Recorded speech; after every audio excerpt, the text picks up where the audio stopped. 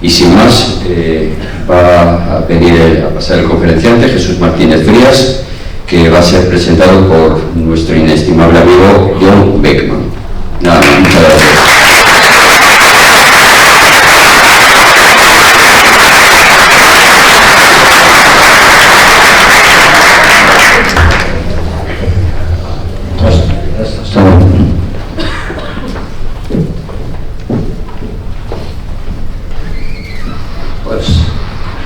Estoy muy contento de tener la oportunidad de presentar a Jesús Martínez Frías. Es doctor en ciencias geológicas y voy a listar algunos de sus muchos logros, pero no todos para no aburrir, porque son muchos.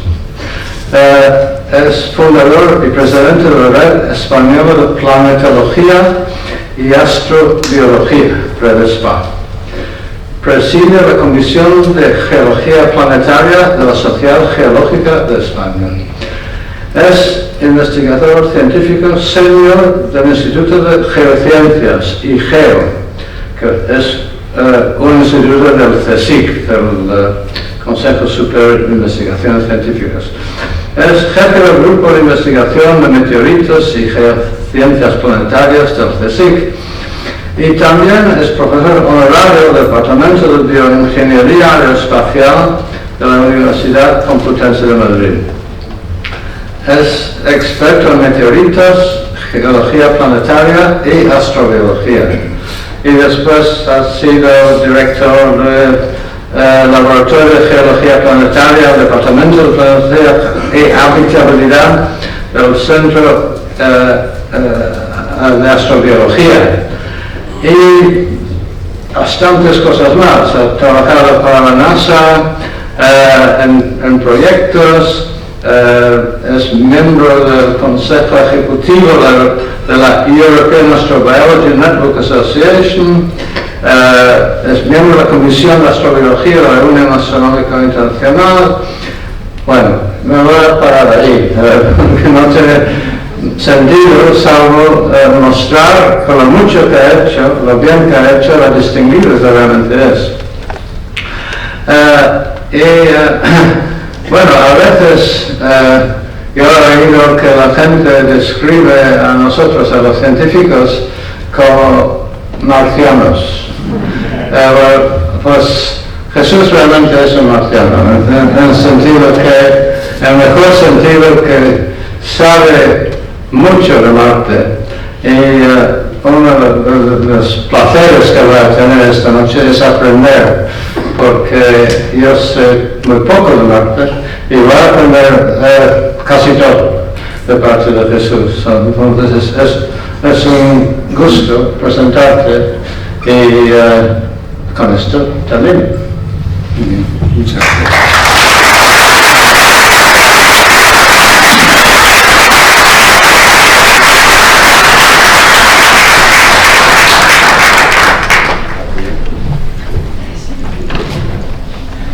Bueno, buenas tardes.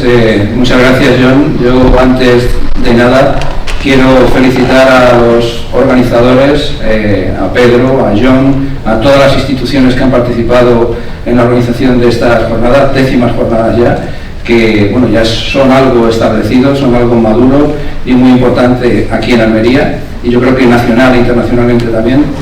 Y bueno, pues trasladar esta felicitación también y agradecimiento a todos ustedes pues por estar aquí participando con este tiempo tan estupendo que tenemos, ¿no? Espero que la charla, la conferencia sea de interés. Voy a empezar la charla con un pequeño vídeo.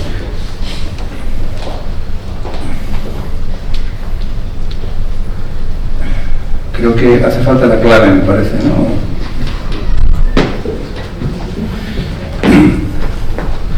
Bueno, la charla es sobre Marte y la intención de la conferencia es primero explicar algunos aspectos conceptuales muy generales de por qué Marte es un planeta interesante, no solamente en relación con la Tierra, porque Marte forma parte de lo que se denominan los planetas de tipo terrestre o de tipo telúrico, Mercurio, Venus, la Tierra y Marte, La Luna también forma parte de este contexto, pero la Luna tuvo un origen posterior por el impacto de un objeto del tamaño de Marte contra la Tierra, aproximadamente 500 millones de años después de formarse de nuestro planeta.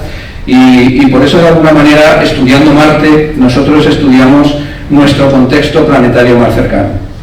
Desde el punto de vista geológico, esto es importante porque nosotros los geólogos, si queremos conocer cómo eran las claves de esa materia primigenia, ya lo vimos algo con el tema del polvo interestelar, ¿no? Con las claves de esa materia primigenia a partir de las cuales se formó la Tierra, se formaron los planetas y también después emergió y evolucionó la vida, no podemos hacerlo solamente estudiando las rocas de nuestro planeta.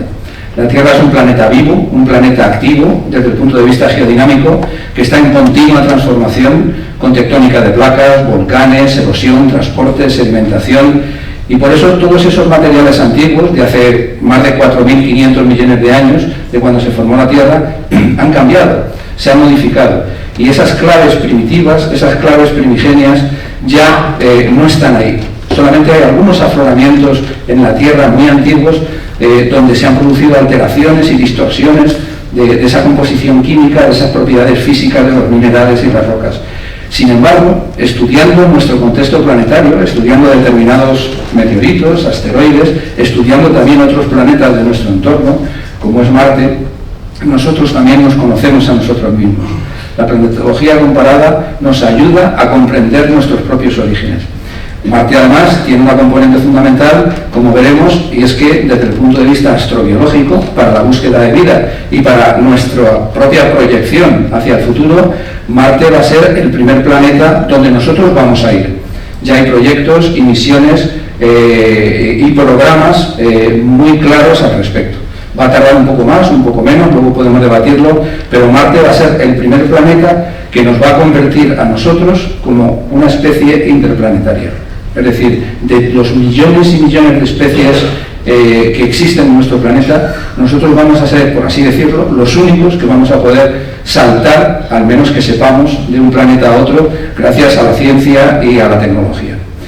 Y bueno, pues dentro de todo este contexto vamos a explicar primeramente qué es la geología planetaria, por qué es importante, por qué es la astrobiología, porque es importante, y luego ya nos adentraremos en explicar qué es Marte, cuáles son las principales misiones, y finalmente hablaré de Almería, curiosamente, ¿no? De Almería, de Lanzarote y de muchos otros sitios que nos están ayudando a comprender Marte. Este es el hilo conductor de la conferencia, pero en primer lugar voy a poner un pequeño vídeo que corresponde al aterrizaje o al amartizaje del rover Perseverance que tuvo lugar el año pasado, a principios del año pasado, y es un vídeo muy corto, pero yo creo que es muy ilustrativo, que nos va a permitir, nos va a ayudar a comprender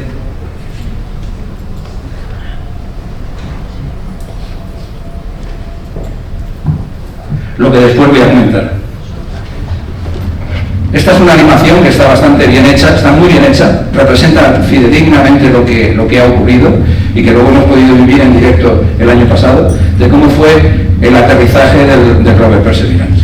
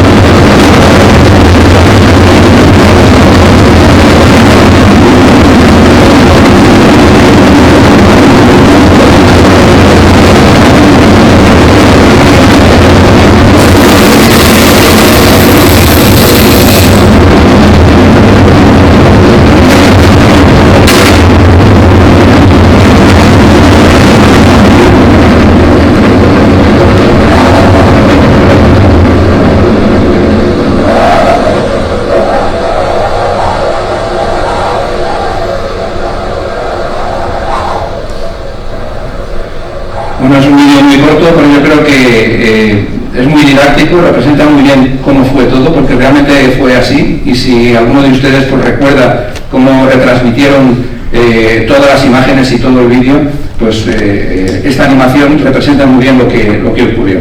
Y yo creo que nos va a ayudar a entender pues después lo que es la conferencia, aunque la conferencia es bastante más amplia, ¿no?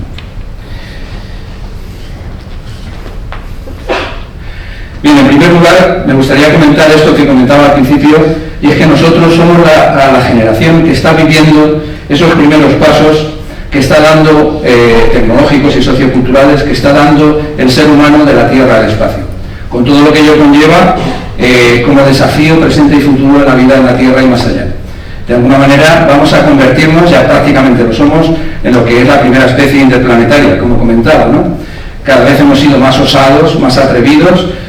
Bueno, pues hemos ido explorando nuestro entorno más cercano, los mares, los océanos, las cumbres montañosas, hemos llegado a la Luna y ahora estamos a punto de dar ese salto que representa tal vez no una migración hacia otro planeta, pero sí los primeros establecimientos en la Luna y en Marte. En la Luna ya están proyectados, aunque es otra charla, para el cráter Shackleton, que es un cráter que está en el polo sur de la Luna, y también para Marte ya hay definidas estrategias y programas de las principales agencias espaciales, no solo la NASA, sino también la Agencia Espacial Europea, los japoneses, Emiratos Árabes Unidos, China, Rusia. Es decir, que el espacio ya se está convirtiendo en otro lugar donde nosotros estamos proyectando toda nuestra actividad.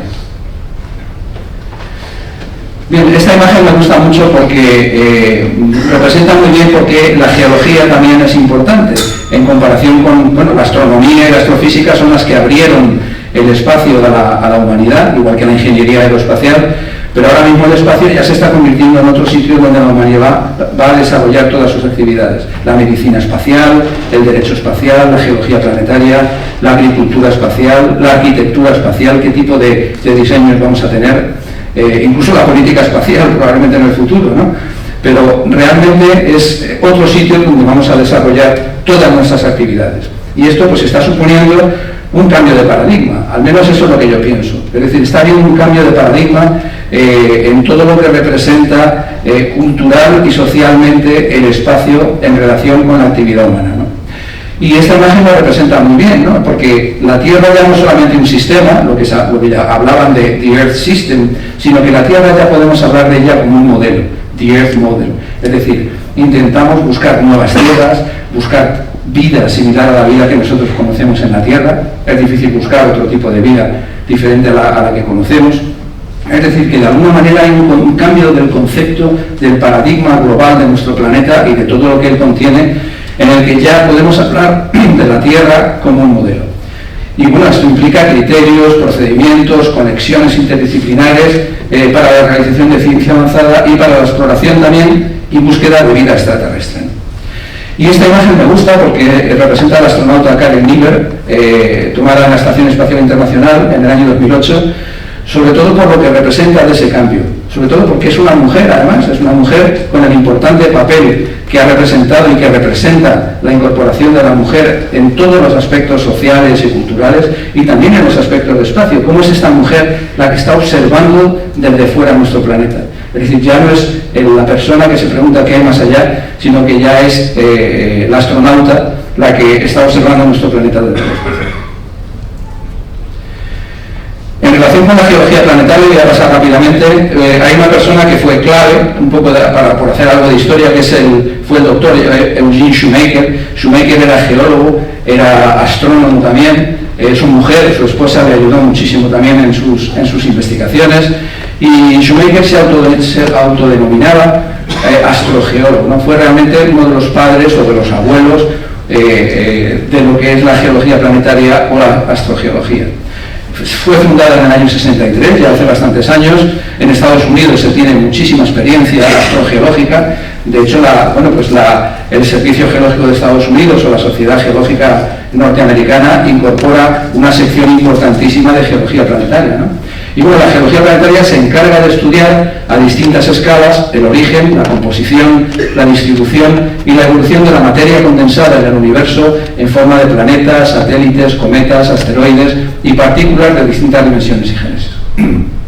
Y como campos de trabajo, pues tenemos el polvo cósmico, como veíamos ayer también, los meteoritos, los cráteres y los eventos de impacto, los estudios de campo de análogos terrestres, esto como veremos es importante para Almería más adelante, y bueno, simulaciones también de laboratorio de varios procesos, etcétera, etcétera, ¿no? Esto es básicamente lo que es la geología planetaria.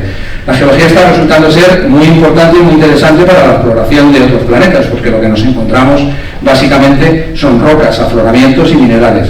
Y nosotros, pues, como geólogos, sabemos interpretar lo que significan esos minerales y esas rocas, que son geomarcadores de las condiciones físico-químicas y termodinámicas a partir de las cuales se originaron y de los ambientes donde se originaron. Es decir, que estudiando esos minerales y esas rocas, comprendiendo sus interconexiones, nosotros podemos identificar aquellos ambientes en los que se formaron y saber si aquello era un delta, un río, un océano, un volcán, un sistema hidrotermal o cualquier otro ambiente. Y esto es muy importante también para la búsqueda de vida.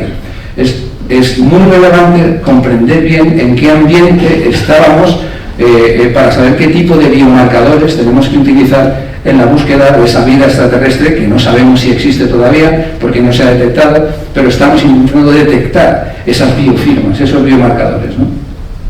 Y bueno, esto es uno de los aspectos principales de la astrobiología. La astrobiología, en la que España también ha tenido un papel muy relevante con el Centro de Astrobiología, en el que yo participé, tuve la suerte y el honor de participar en la fundación, en los inicios del centro con el profesor Juan Pérez Mercader, que fue el primer director del CAP. La astrobiología lo que pretende es comprender qué es la vida en el marco de la evolución del universo y saber si realmente la vida es o no es una especie de imperativo cósmico, es decir, si siempre que se den las condiciones para que la vida pueda emerger y diversificarse, esa vida va a aparecer. De alguna forma, saber si la vida es una consecuencia también de la evolución del universo.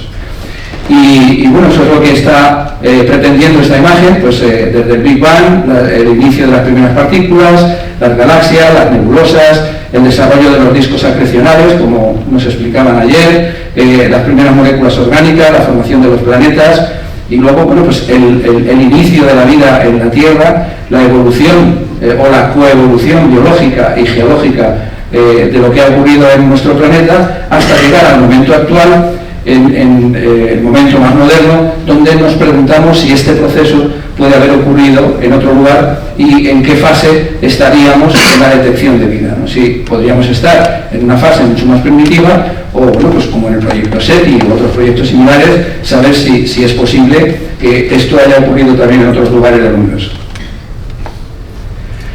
Bien, como decía, todas las misiones planetarias, en particular las misiones a Marte, que es donde más se ha desarrollado, están confirmando que la geología planetaria es una disciplina crucial para comprender y reconstruir los paleoambientes planetarios y sus condiciones pasadas y presentes. Y esto es una de las claves principales de la habitabilidad. Cuando hablo de habitabilidad no hablo solo de habitabilidad humana, hablo de habitabilidad de posibles, por ejemplo, colonias bacterianas o colonias microbianas que pudieran existir en el pasado o que incluso en la actualidad pueden existir. Ahora estamos especulando, pero no se descarta que no en la superficie, pero sí por debajo de la superficie, pueda existir microorganismos, porque en la Tierra existen microorganismos endolíticos bajo la superficie que están protegidos de las condiciones hostiles de superficie, de la radiación superficial, y además hemos hecho pruebas de laboratorio donde hemos visto que con tan solo unas micras de basalto o 1 milímetro de jarosita o 1 milímetro de yeso ya nos llega esa radiación ultravioleta intensa y dañina que existe en Marte, ¿no? Y por lo tanto una colonia bacteriana que estuviera por debajo de la superficie podría vivir. Por eso era importante, por ejemplo, la misión ExoMars, que luego la veremos. La misión europea va a taladrar por primera vez hasta 2 metros por debajo de la superficie. Y es muy interesante saber cómo evoluciona el regolito hasta llegar a la roca madre, la roca fresca, y ver qué tipo de características físicas, químicas, mineralógicas, geoquímicas tiene ese material, y tal vez si existen biofirmas o biomarcadores que han quedado encapsulados o preservados por debajo de la superficie. Bien, para estudiar Marte, básicamente la investigación se basa o se sustenta sobre 4 grandes pilares, ¿no? Uno sería lo que llaman los meteoritos de Marte. Sabemos que hay meteoritos, los meteoritos proceden sobre todo de los asteroides, el 99,9% de todos los meteoritos conocidos proceden de los asteroides, pero hay una pequeña fracción de meteoritos que proceden de la Luna, que se llaman lunaitas, y otros meteoritos que proceden de Marte, que se llaman SNICS, que corresponden a los 3 tipos de meteoritos marcianos que se han identificado, que son la shergotita, la anacrita y la chasignita. La shergotita que cayó en la India, la anacrita que cayó en Najla, en Egipto, y la chasignita que cayó en Francia. Estos son los 3 tipos principales composicionalmente, con rocas y minerales que se pueden diferenciar unos de otros de meteoritos marcianos. Y estos meteoritos nos proporcionan información del planeta, de hecho, del planeta rojo. De hecho, hay cosas que se han descubierto antes en los meteoritos marcianos y que después se han visto, se han ratificado gracias a las misiones. Las misiones son pues, otro pilar sobre el que se sustenta la investigación de Marte. Un tercer pilar serían las cámaras planetarias, las cámaras de simulación. Esta es una fotografía de las cámaras de simulación planetaria que existen en el Centro de Astrobiología, donde nosotros lo que podemos hacer son experimentos mineralógicos, geoquímicos, fisicoquímicos, emulando o simulando que nosotros nos encontramos en Marte, salvando las distancias y todas las diferencias que existen, ¿no? Y todos los errores que pueden existir. Pero dentro de estas cámaras podemos introducir una atmósfera similar a la atmósfera de Marte, podemos bajar la temperatura, podemos bajar la presión atmosférica, podemos introducir radiación ultravioleta, de manera que podemos hacer ensayos e investigaciones como si estuviéramos en la superficie marciana. Este sería el tercer pilar. Y un cuarto pilar sería lo que denominamos los análogos de Marte. Los análogos de Marte, que como veremos más adelante, son zonas muy interesantes, como algunas que hay aquí en Almería, que son fundamentales para la exploración de Marte, donde nosotros podemos probar modelos científicos, probar nueva instrumentación portátil, probar prototipos, sensores y de alguna manera también realizar ensayos y obtener estándares de información científica que luego va a lo que se llaman las cargas de pago de las misiones espaciales. Es decir, esto, resumiendo mucho, serían las 4 formas o los 4 pilares sobre los que se sustenta la exploración de Marte. Bien, por hacer algo de historia, no ha sido fácil llegar hasta aquí. Ha habido muchas misiones que han fallado, que se han equivocado, y gracias a estas misiones fallidas, pues también estamos donde estamos ahora, que se han conseguido logros extraordinarios, ¿no? Pero bueno, recordar algunos landers. Los landers son los que no tienen ruedas, tienen patas, pues como el Viking, o pequeños rovers como el Mars Pathfinder, o como el Sojourner, o los Mars Exploration Rover, el Spirit y el Opportunity, que son 2 rovers gemelos que fueron a 2 zonas de Marte totalmente distintas. Uno fue a un antiguo cráter con un lago, el cráter Gusev, y el otro fue a una zona hidrotermal, muy parecida a lo que tenemos aquí, por ejemplo, pues en la zona de Sierra Magrera, en Cuevas de la Almanzora, en esta zona donde tenemos la actividad minera, con hematites, huetita y otros minerales. Y luego pues tenemos los orbitadores, como el Mars Global Surveyor, el Mars Express, el MRO, el Mars Odyssey, y por supuesto otros landers más recientes, como por ejemplo el lander Phoenix, que aterrizó en el polo norte de Marte, y fue muy interesante porque tenía una pala donde con la pala escarbó por debajo del regolito del suelo marciano y pudo identificar y ratificar lo que se había visto con los orbitadores. Es que a muy pocos centímetros por debajo de la superficie había agua, había hielo de agua, lo analizó y efectivamente era hielo de agua, ¿no? El Mars Science Laboratory, el MSL, el Curiosity, el rover Curiosity, el Lander Insight, que está funcionando también. Estos 3 están en funcionamiento ahora mismo, el Curiosity, el Insight y el Mars 2020, el Perseverance. Bueno, aquí están las zonas de aterrizaje. Yo me incorporé por primera vez a las misiones marcianas cuando estaba en el Centro de Astrobiología en el año 2004 con la estación RENS con el rover Curiosity. Es decir, que ya son, el tiempo vuela, son 18 años, pero afortunadamente pues ya podemos decir que existe una cierta perspectiva entre lo que venimos haciendo en estos 18 años y en la actualidad con el rover Perseverance, donde también estoy participando. Bien, en cuanto a las misiones marcianas de esta década, aquí se habla sobre todo de NASA y de ESA, y de Agencia Espacial Europea. Esta la traigo porque, bueno, esta fue otra misión muy interesante, la misión Maven. No tenemos tiempo de hablar de todo, que estudió la atmósfera marciana, muy interesante, qué es lo que ha ocurrido con Marte, con la atmósfera marciana. Pero básicamente estos son los 3 focos principales que son el estudio de los ambientes habitables, cómo ha ido evolucionando con el tiempo, a la búsqueda de signos de vida, y luego el futuro, que está mucho más relacionado con lo que es la habitabilidad. Y esto nos está llevando también ya a las primeras misiones que en el futuro que van a ser misiones tripuladas. Va a costar, pero esto es lo que representa el futuro. Esto es, aunque es más atrás, esto es la misión ExoMars, que bueno, pues tenía previsto este año ya ser lanzado, pero desgraciadamente por culpa de la invasión de Ucrania, por culpa de la guerra, pues se ha truncado y habrá que esperar de nuevo y no sabemos exactamente qué es lo que va a pasar. Nosotros también en la misión ExoMars tenemos una participación importante con un espectrómetro en Raman, en nuestro caso, que está dirigido desde la Universidad de Valladolid y el Centro de Astrobiología por el profesor Fernando Rull, donde yo también participo dentro del equipo científico. Bien, dentro de todo este cortejo de misiones exitosas o no, el año pasado podríamos definirlo como el año de Marte. El año de Marte porque por primera vez, y además es algo que enfatiza de manera muy clara que Marte ya no es algo solamente de la NASA o de Roscosmos, de los rusos, no, sino que el espacio, como decía al principio, ya se está abriendo absolutamente a toda la humanidad. Y el año pasado, el interés por Marte pues ha quedado plasmado en que 3 misiones de países tan distantes desde el punto de vista, de todo el punto de vista incluso cultural, como puede ser China, Emiratos Árabes y NASA, llegaron a Marte. Por eso el año pasado, el 2021, yo creo que a mí me gusta definirlo como el año de Marte, ¿no? Bien, en relación con el tema de la habitabilidad marciana, vamos a adentrarnos un poquito más en algunas cuestiones que podemos plantear desde el punto de vista científico, ¿no? La primera es, ¿fue Marte un planeta activo, con vitalidad geológica, clave para su geodiversidad? Esto es una cosa interesante, es decir, sabemos que si el objeto está muerto desde el punto de vista geológico, no tiene vitalidad geológica, pues ese objeto no genera ambientes, destruye, modifica, transforma y crea nuevos ambientes donde la vida puede emerger y desarrollarse. Tiene que existir un objeto fundamentalmente con actividad geológica, con vitalidad geológica. Esto ya es algo que está bastante bien establecido para que la posibilidad de existencia de vida sea un hecho. Es decir, la vida va a emerger en un sitio donde exista esta energía y esta actividad, ¿no? Representada por la geodinámica. Otra pregunta que podemos hacernos es si hubo agua líquida en el pasado de Marte. A muchas de estas preguntas ya podemos responder, ¿no? Como veremos, y espero poder trasladarles estas respuestas, ¿no?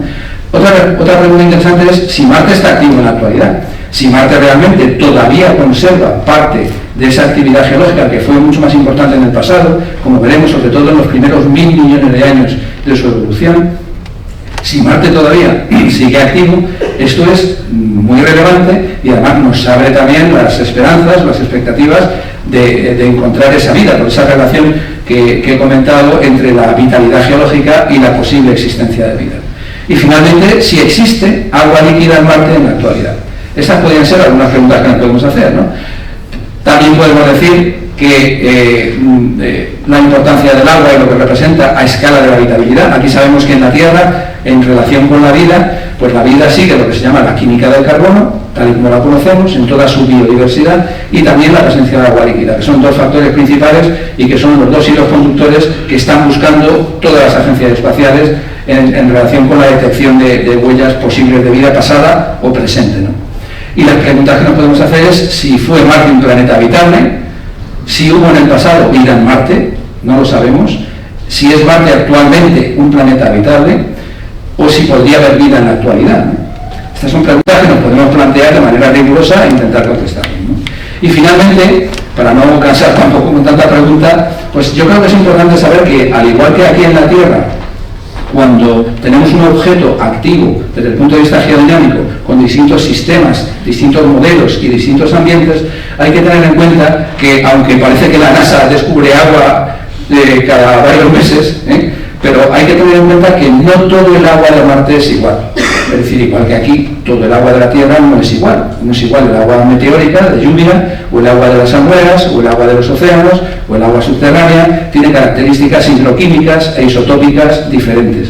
Y además ese agua representa ambientes diferentes, ¿no? que es lo que pongo aquí. No todo el agua representa los mismos procesos, no todo el agua de Marte es de la misma edad, y es fundamental saber si actualmente el agua forma parte de un proceso dinámico. Aquí sabemos que en la Tierra existe lo que se llama el ciclo del agua, ¿no?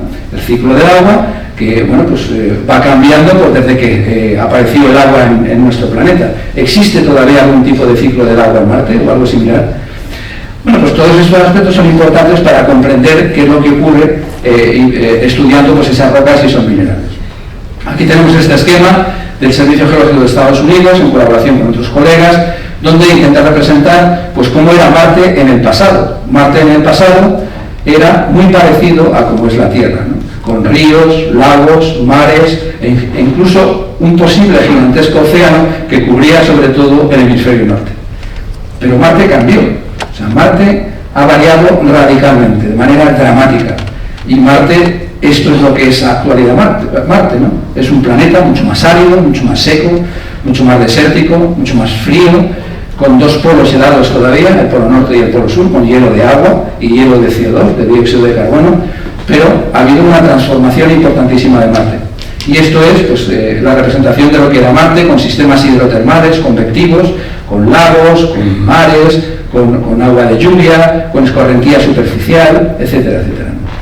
Bueno, pues todo parece indicar que ese parón geodinámico que ocurrió en Marte, es decir, Marte es un planeta volcánico, como veremos, ese parón geodinámico ha tenido una importancia crucial para determinar esa transformación de las condiciones superficiales de habitabilidad del planeta y por lo tanto ha influido en las condiciones de habitabilidad de cualquier tipo de vida que pudiera existir.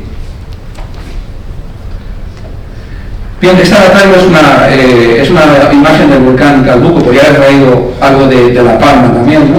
Pero bueno, del volcán Calbuco de Chile, del año 2015, esto representa lo que es una pluma volcánica. Estas plumas de vapor de agua a veces son gigantescas, llegan hasta la estratosfera, y para que se vea que el gas volcánico más común, constituyendo más del 70% de las emisiones totales, es el vapor de agua. Y también el dióxido de carbono, que supone entre el 10 y el 40%. Bien, pues Marte es un planeta volcánico, es una gigantesca bola volcánica con volcanes enormes, gigantescos, ¿no? Y estos volcanes estuvieron en actividad. Y cuando estuvieron en actividad, tuvieron que emitir a la superficie ingentes cantidades de volátiles, de gases, de vapor de agua, de dióxido de carbono, de metano, etcétera, etcétera, a la atmósfera. Y por lo tanto, esa relación entre la litosfera y la geología y la atmósfera fue fundamental para comprender cómo era la superficie y las condiciones de habitabilidad marciana del pasado de Marte. Bien, para que se den ustedes cuenta, sean conscientes de la magnitud de los volcanes de Marte, esta es una imagen donde he superpuesto, bueno, es de la pizarra de Jülich, donde se ha superpuesto el monte Olimpo, el Olympus Mons, que es un volcán gigantesco que está en Marte, que tiene aproximadamente 500 kilómetros de base y de altura prácticamente 25 kilómetros. Es un volcán de casi 25 kilómetros de alto y 500 de base. Pues imagínense ustedes el monte Olimpo o Taxis o los cientos de volcanes, de conos volcánicos que hay emitiendo en un planeta mucho más pequeño. Marte está entre la Luna y la Tierra aproximadamente, pues como la atmósfera obviamente tenía que ser muy diferente, con unas propiedades y una densidad diferente a la atmósfera que hay en la actualidad, cuando ya todo esto está muerto desde el punto de vista geológico, aunque ya veremos si está muerto del todo, ¿no? Bien, si profundizamos en la geología, poco a poco vamos aprendiendo cada vez más, ya vamos componiendo como si fueran las piezas de un puzzle los dos hemisferios de Marte. Esto es lo que se llama la dicotomía litosférica marciana, que salvando la distancia sería algo parecido a igual que aquí en la Tierra tenemos una corteza continental más gruesa y una corteza oceánica mucho más fina. En Marte, por alguna similitud, tenemos una especie de hemisferio norte mucho más liso, y un hemisferio sur mucho más rugoso, más antiguo, más interesante, porque aquí ha habido algo que ha cambiado las condiciones superficiales. Es decir, cuando las superficies de los planetas o de las lunas son muy lisas, significa que ha habido algo que ha transformado esa superficie, se están continuamente caracterizando. Sin embargo, tiene que haber habido algún proceso, bien exógeno o endógeno, que modifica esa superficie. Y eso nos indica que podemos hacer de alguna manera una geocronología relativa utilizando el índice de craterización de las superficies planetarias. Pues bien, la superficie de Marte del hemisferio norte sería más nueva, porque es mucho más lisa, se ha borrado todo lo antiguo que podemos observar en este hemisferio sur. Aquí tenemos, por ejemplo, el Monte Olimpo y la zona de Tarsis, ¿no? Bien, simplemente decir que este es el mapa mostrando los aterrizajes exitosos en verde, los fallidos en rojo, los exitosos pero en los que se ha perdido la sonda en naranja, Perseverance en rosa, y de los dos sitios preseleccionados del aterrizaje de Tianwen, que son los chinos, y el elegido finalmente. Bien, entonces, bueno, aquí se ve la zona de amortizaje. ¿Qué rovers están trabajando? Bueno, como comentaba, este es el rover Curiosity, este es el primero en el que yo tuve la suerte, la fortuna de incorporarme. Como ven ustedes, no es para nada un coche pequeño, sino que es un auténtico ingenio, ¿no? de ingeniería, valga la redundancia. Aquí tenemos una persona de escala, tiene 3 metros de alto, con el mástil levantado, pesa cerca de 900 kilos y lleva 80 kilos de instrumentos científicos miniaturizados que todavía siguen proporcionando una información interesantísima sobre el lugar donde se encuentra, ¿no? Que además una de las características principales de la misión del Curiosity es que confirmó que Marte fue habitable en el pasado, ¿no?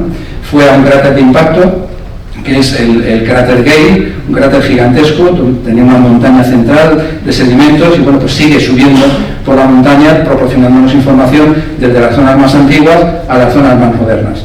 Los cráteres de impacto son zonas calientes, por así decirlo, aunque Marte está muy frío, son zonas calientes de investigación. ¿Por qué? Pues porque ¿qué hacemos nosotros cuando queremos saber lo que hay por debajo de la superficie? Hacemos un sondeo o hacemos una cata, ¿no? Y podemos saber lo que hay por debajo de la superficie. Esto es lo que ha hecho de manera natural un impactor. Un impactor desmantela de manera natural parte de la superficie del planeta y nos ayuda a que el rover pueda penetrar, pueda entrar y ver desde la profundidad hacia las zonas más modernas.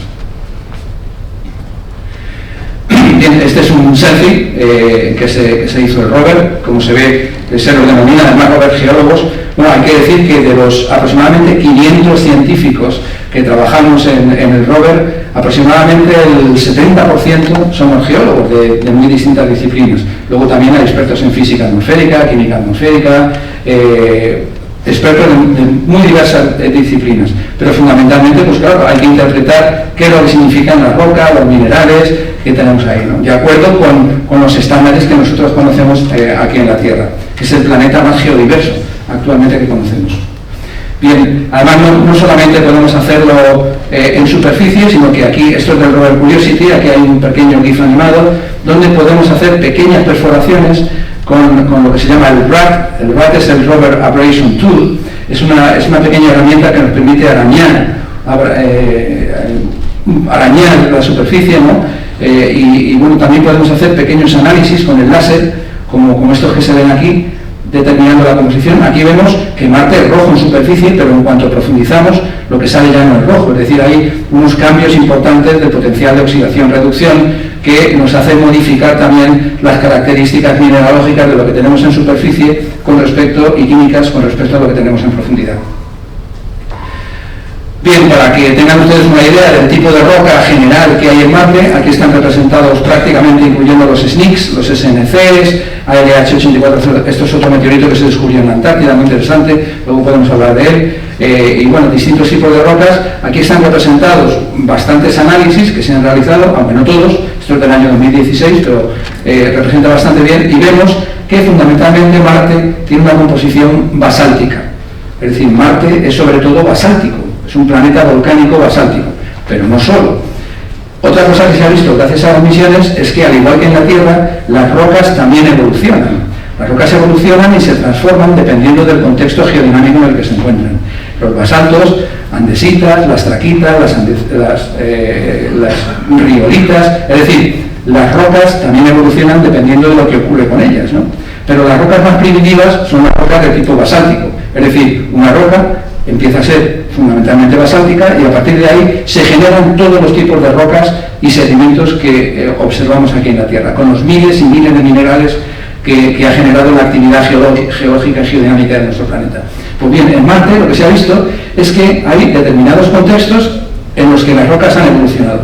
Es decir, que Marte fue geodinámicamente activo o suficientemente activo para generar una modificación de esas rocas primitivas generando otro tipo de materiales. Y no estoy hablando de los sedimentos, que eso es otra cosa posterior, ¿no? Lo que ocurre, pues lo que hace el agua, lo que hace la atmósfera, como altera, como oxida, sino que dentro del contexto petrológico, de la geodinámica, de la tectónica del planeta, ha habido esta evolución desde los basaltos a distintos tipos de materiales. Bien, este es un artículo interesante. Nosotros tuvimos la suerte de ser portada en esta revista, en la revista Nature Geoscience, con este artículo, Liquid Water in the Martian Night, donde encontramos una cosa curiosa, y es, si se acuerdan al principio, comentaba que era importante ver si Marte estaba activo desde el punto de vista hidrológico, ¿no? Bueno, hemos publicado un montón de artículos, sobre todo porque gracias a estar en grupos potentes como la NASA, pues es una ventaja para poder realizar un montón de estudios muy interesantes. Yo he destacado aquí 2 o 3 que he traído, ¿no? Y bueno, aquí encontramos una cosa curiosa, y es que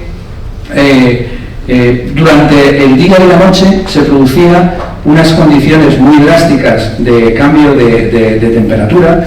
En el regolito marciano existen unas sales que se llaman percloratos, y estos percloratos actúan como si fueran una esponja, una especie de esponja, ¿no? De manera que durante el día la radiación es mucho más intensa y se seca, y durante la noche pues existe una absorción de ese vapor de agua que tiene la atmósfera de Marte, aunque es muy tenue, porque la atmósfera de Marte es el 95% es prácticamente dióxido de carbono, pero existe una absorción de ese vapor de agua por debajo de la superficie, de manera que se forma una especie de barrillo, entre comillas, lo cual es interesante. Es decir, que hay no un ciclo del agua en la horizontal, aunque también parece que podría haber algo similar, ya nos meteremos en esto en el debate, sino que en la vertical existe un ciclo diurno, nocturno, de absorción y secado del agua en la superficie marciana. Bien, este es otro artículo también muy interesante que he traído porque también fue portada de otra revista muy buena en geología, aparte de Nature Geoscience Geology, de la Sociedad Geológica de América, también fuimos portada, y aquí lo traigo porque enlazamos ya con algo que encontramos y que descubrimos aquí en Almería, ¿no? Y encontramos chimeneas de sedimentos fluidificados, es decir, había una fluidificación de los sedimentos similares. Esto se encuentra en las serrerías, aquí muy cerca, ¿no? En Almería. Esto lo descubrimos hace muchísimos años. Yo, en el año 89, que empecé a trabajar en Almería, en el año 87 aproximadamente, cuando era becario postdoctoral, y he seguido trabajando porque es una zona interesantísima. Al principio desde el punto de vista terrestre y luego ya desde el punto de vista marciano, ¿no? Pero estas son chimeneas hidrotermales que nosotros encontramos en la láguena de las serrerías, junto a la zona de los lobos, y en Marte, como ven ustedes, hemos encontrado estructuras muy parecidas, ¿no? Muy similares. Es decir, aquí yo creo que se proyecta también muy bien y se ejemplifica muy bien cómo el estudio de los materiales y de los procesos que ocurren en la Tierra nos pueden ayudar a comprender los procesos que ocurrieron en Marte en el pasado cuando estábamos en ambientes similares. Bien, comentar algo de InSight, que aterrizó en el año 2018. InSight es el acrónimo de Exploration Using Seismic Investigations, Geodesy and Heat Transport, y lo que pretende sobre todo InSight es comprender si Marte todavía está vivo en el interior, si se detecta actividad geodinámica, si se detectan temblores, terremotos, qué puede existir, ¿no? Y bueno, pues fue una sorpresa porque esta imagen es de hace un año y medio. Marte no está muerto geológicamente, sino que sufrió, en este caso, ahora ya hay detectados más de 500 terremotos, sufrió 174 terremotos en 10 meses, ¿no? Es decir, que hay algo todavía activo, como decimos aquí, el que tuvo retuvo, y Marte todavía mantiene o guarda parte de esa actividad, lo cual nos hace ser también esperanzadores en el sentido de la vida. Bien, el año de Marte, vamos avanzando un poco más. Aquí tenemos la misión Hope de Emiratos Árabes Unidos, que tuvo la inserción en la atmósfera. Esta es una foto de ellos, el 9 de febrero del 2021, de Emiratos. Y la misión Tianwen de China, la inserción también fue el 10 de febrero del 21, el aterrizaje en mayo del 2021. Y bueno, es un rover distinto, con una plataforma, desciende por la plataforma. Y es un rover que no lleva energía nuclear, no lleva una batería nuclear como el Curiosity o el Perseverance, sino que va con energía solar, pero desde luego no es un rover pequeño, el rover chino. Aquí aquí tenemos las dimensiones del rover que está actualmente funcionando también. Ahora mismo los 3 rovers que hay son Curiosity NASA, Perseverance NASA y Throne chino. Bien, aquí tenemos imágenes ya recientes de los chinos, ¿no? de la plataforma, e incluso esta fue la primera imagen que tomaron, que fue muy curiosa, que es lo que se llama The Turing Group Photo, como lo llama la agencia china, ¿no? Que fue tomada con una pequeña cámara inalámbrica. Era la primera vez que se tomaba una foto de esta manera, ¿no? Los selfies del Curiosity se hacen con la composición de fotos de las cámaras que lleva el rover, ¿no? Por ejemplo, Perseverance no lleva solo una cámara, sino 24 cámaras. Entonces, utilizando la composición de todas esas imágenes, luego se hace un selfie. Y ellos lo que hicieron fue desplegar aquí una pequeña cámara y tomó la imagen, ¿no? Bien, esta fue casi de manera sentimental. Este es el rover Rosalind Franklin de la Agencia Espacial Europea, ExoMars, que está prácticamente montado, aunque ha tenido muchos retrasos por muchas razones, también políticas, económicas, la pandemia, la guerra. La verdad es que parece que estuviera agafada, ¿no? Y bueno, pues este es el rover Perseverance, que simplemente para mostrarles que parece muy similar al rover Curiosity, pero el salto tecnológico que hay entre el lanzamiento del Curiosity y el Perseverance pues ha sido enorme.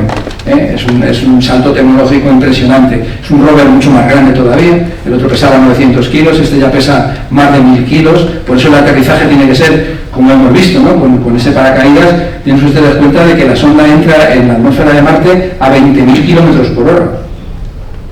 O sea, entra a 20.000 kilómetros por hora y tiene que quedar prácticamente parado para soltar al final con los cables el rover sutilmente sobre la superficie, ¿no? Por eso es lo que llaman los 7 minutos de terror, ¿no? Porque tarda 7 minutos en ocurrir todo ese proceso desde la entrada en la atmósfera marciana hasta que el rover aterriza y ya todo el mundo está contento, ¿no? Bien, estos son los instrumentos que demuestran que el rover Perseverance ya tiene una colaboración internacional. Nosotros en España estamos participando en 2 instrumentos, MEDA, que está liderado por el Centro de Astrobiología. El Centro de Astrobiología ahora mismo es un centro esencial en todas las misiones, en todos los instrumentos atmosféricos y medioambientales, las estaciones atmosféricas, tanto de InSight como de Curiosity como de Perseverance. Está liderado por mi colega, el doctor José Antonio Rodríguez Manfredi, y nosotros estamos participando en este otro instrumento, también con Francia, que es SuperCam, donde participa pues, el IGEO, el Instituto de Geociencia, donde estoy yo, participa la Universidad del País Vasco, la Universidad de Málaga, la Universidad de Valladolid, incluso Sevilla tiene una cierta participación en las componentes microelectrónicas.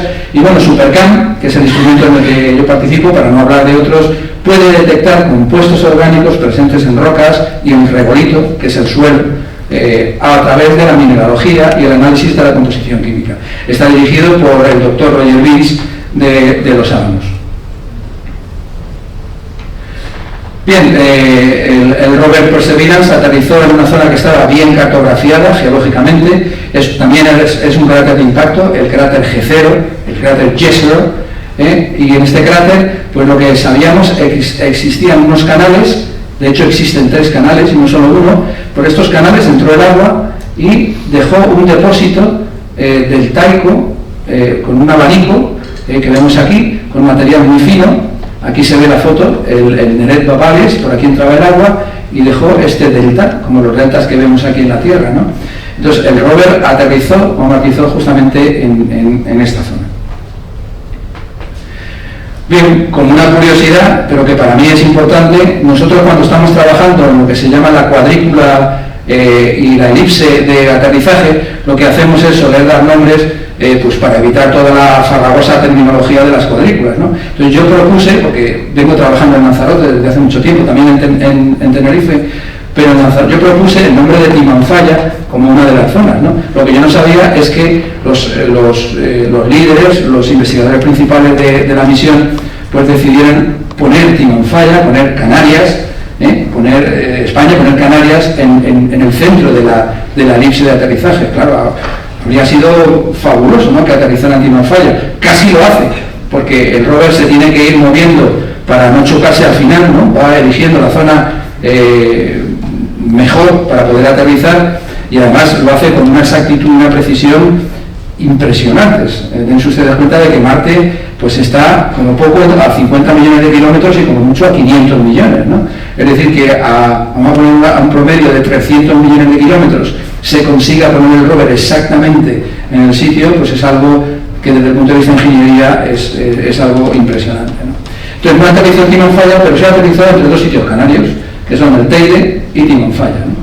Y aterrizó en este sitio que se llama Cañón de Cheli, que después cambió de nombre después y le dieron el nombre de una escritora afroamericana de ciencia ficción que se llama Octavia Butler, y la zona de aterrizaje se llama, por lo tanto, Octavia Butler. Tampoco es un nombre oficial reconocido, porque los nombres tienen también un proceso que tiene que estar oficializado por la Comisión de Nomenclatura Planetaria de la Unión Astronómica Internacional. Pero bueno, es el nombre que se da en todos los artículos científicos, aunque en los primeros aparecía Lanzarote con Timanfaya y aparecía Teide, ¿no?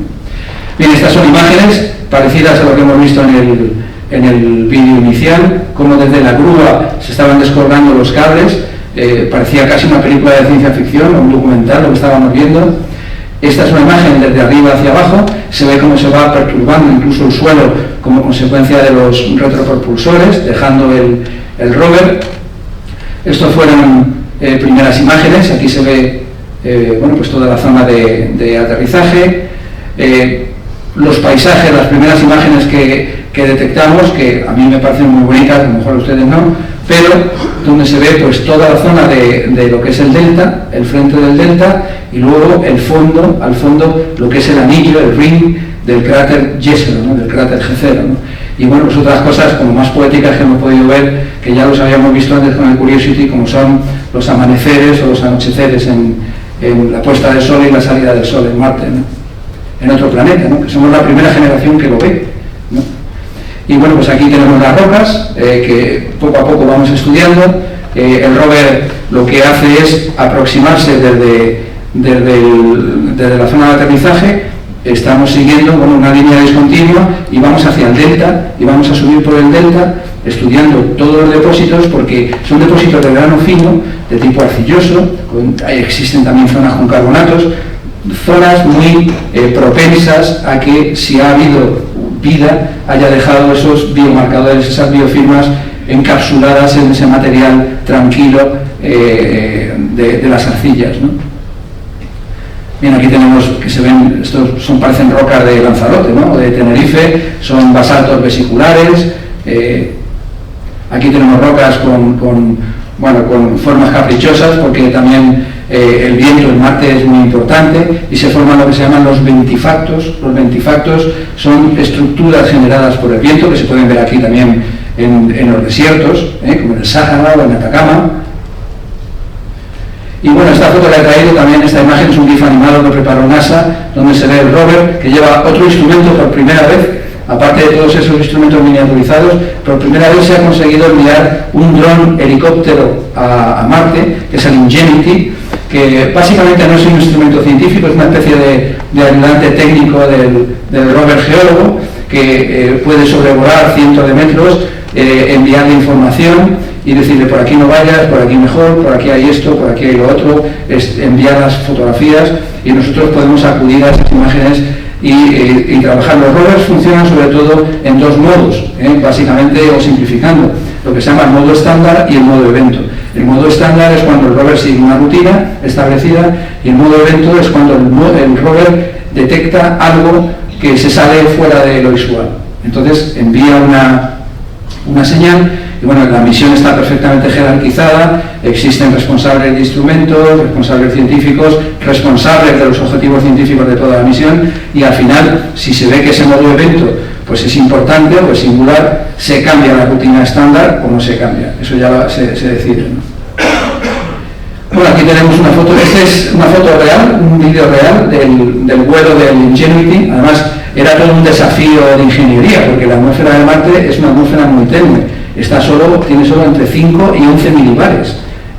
Es decir, que prácticamente no es nada, ¿no? Y era muy difícil conseguir volar un objeto en la atmósfera de otro planeta, ¿no? Bueno, ya ha realizado, como pongo aquí, el 29 de abril había realizado ya 28 vuelos, ¿no?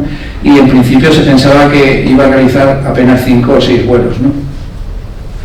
Bien, aquí tenemos algunas imágenes muy recientes de los soles. Los soles se llaman soles a los días marcianos. Los días marcianos no tienen exactamente la misma duración, tienen algunos minutos de diferencia y bueno, esto también provoca problemas cuando estás trabajando en condiciones marcianas, ¿no? Igual que cuando vas a otro país pues cambia la hora, pues cuando vas a Marte tienes que tener en cuenta que estás trabajando pues en madrugada o cuando te toque, ¿no? Bajo condiciones marcianas.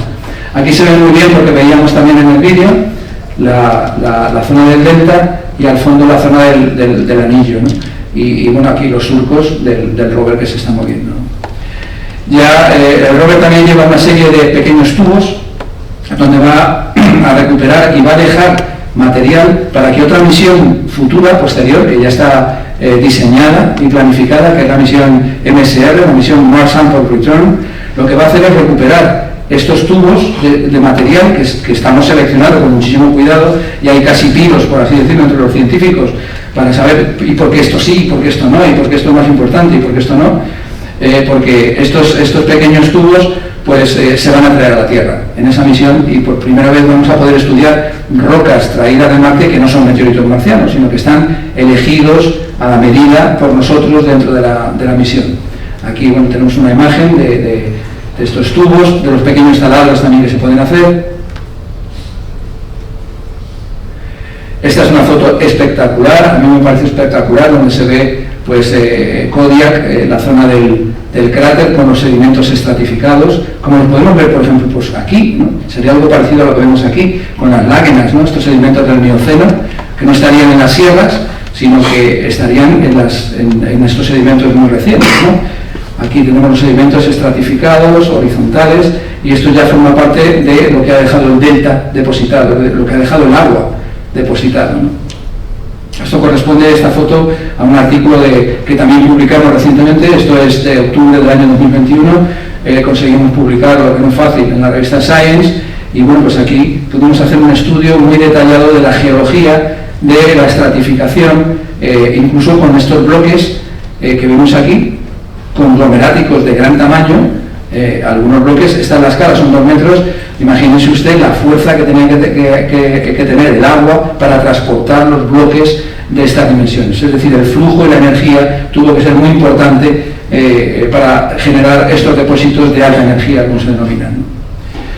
Bien, ya pasamos a la última fase de la conferencia, que es la de los análogos. No hay ninguna zona de la Tierra, esto es importante decirlo, ¿no?, que sea exactamente como Marte o como ningún otro planeta o luna, pero sí es posible identificar zonas, que son los análogos terrestres, que se aproximan, donde podemos evaluar modelos, probar instrumentos, etcétera, etcétera, que es lo que decíamos. Bien, yo he tenido la suerte de trabajar en muchísimos sitios del mundo, y bueno, pues desde la Antártida a Islandia o a Mauritania o Hawái, pero España está reconocida como un país internacionalmente que tiene una gran geodiversidad, también una gran biodiversidad. Por algo somos el primer país en reserva de la biosfera del mundo y el segundo país de China, después de China, en geoparques de la UNESCO del mundo. Entonces tenemos zonas muy interesantes, pues como la zona del Río Tinto, la zona del Golfo de Cádiz, la zona de Bujaraloz en los Monegros, la zona de Campo de Calatrava, la zona de Jaroso, Sorbas, Cabo de Gata, aquí, o la zona de Canarias. Es decir, hay muchos más, ¿no?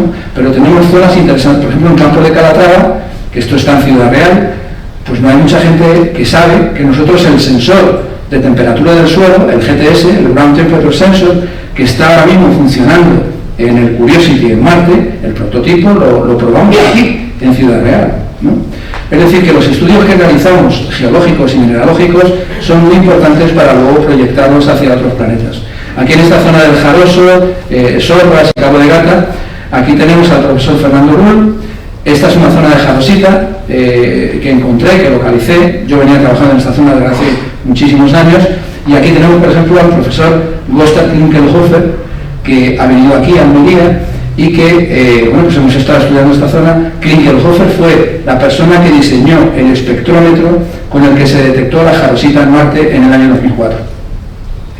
Y la jarosita, pues, se identificó por primera vez en el mundo en el siglo XIX por un mineralogista alemán.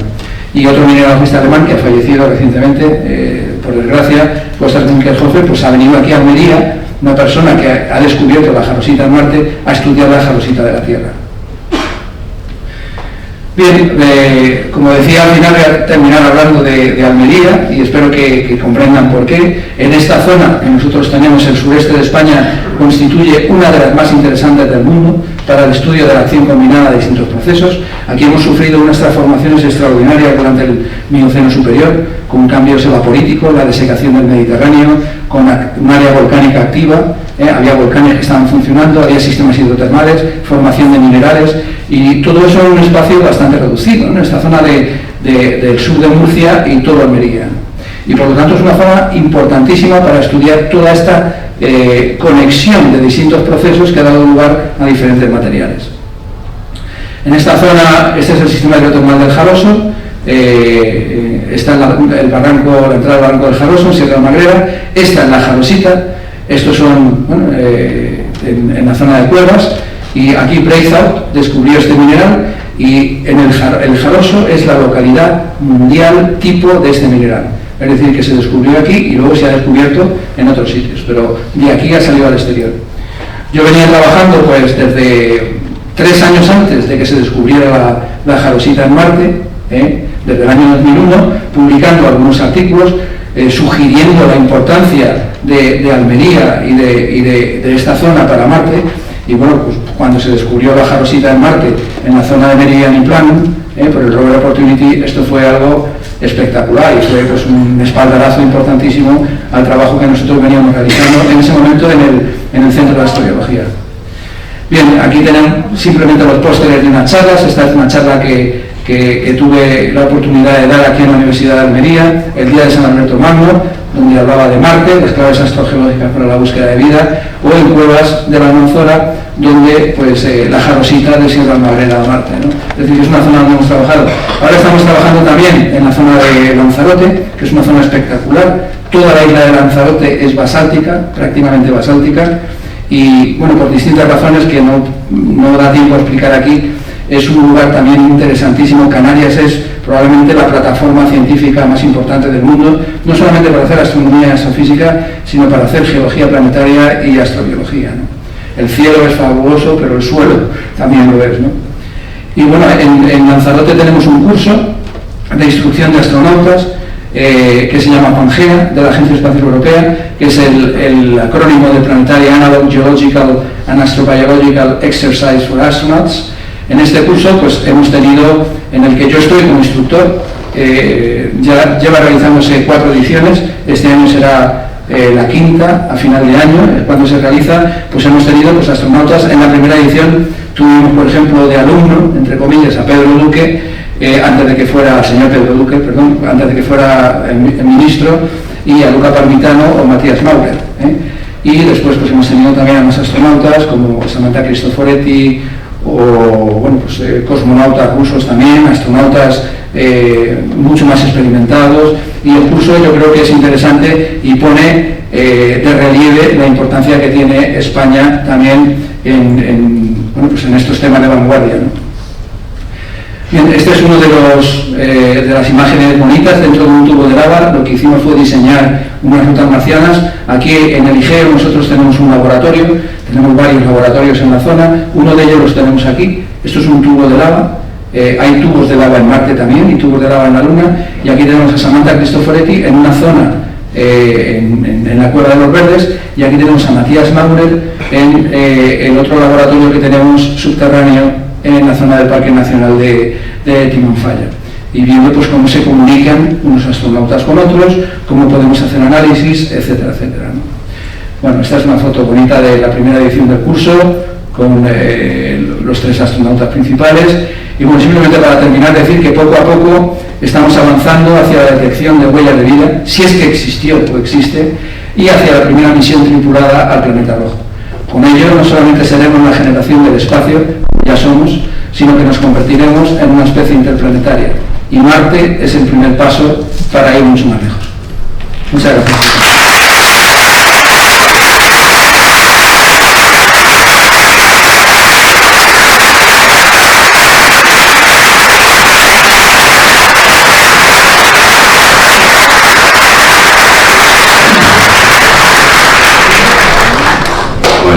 esta bonita e interesantísima conferencia.